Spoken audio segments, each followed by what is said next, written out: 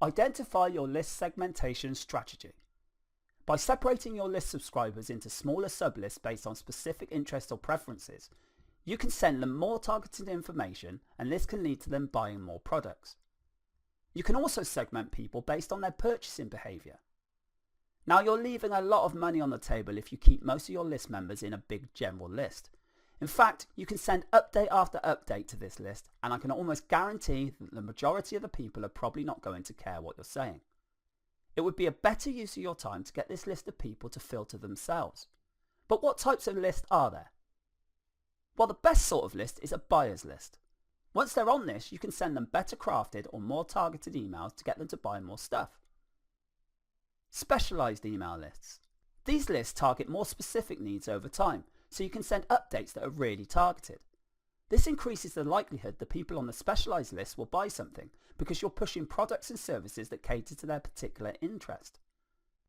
Another way you can segment is to get people to sign up to a specific list right from the beginning. That way you don't even start with a general list. Instead, when people go to your blog or your website, they see different ads for mailing lists that actually talk about specific issues. They're very different from each other. So when somebody clicks on a particular ad, they sign up for a list that only talks about the issues raised by that very same ad.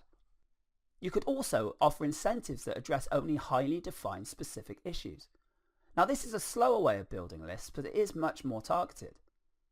Another approach you could take involves selling lower dollar items.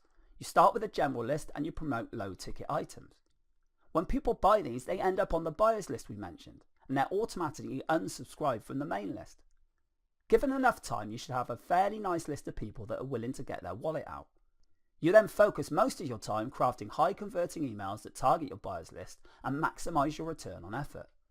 This saves you a lot of time.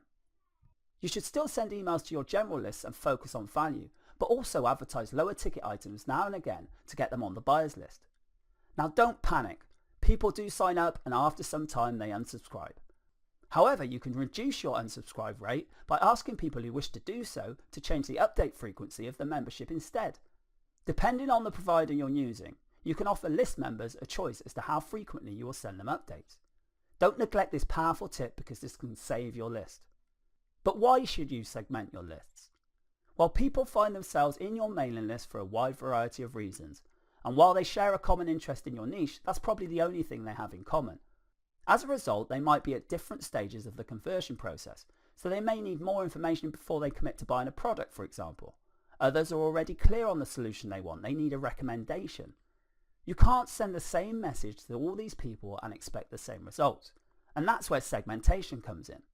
You need a separate process where the people can be sent messages that will push them closer to the point of conversion based on where they are.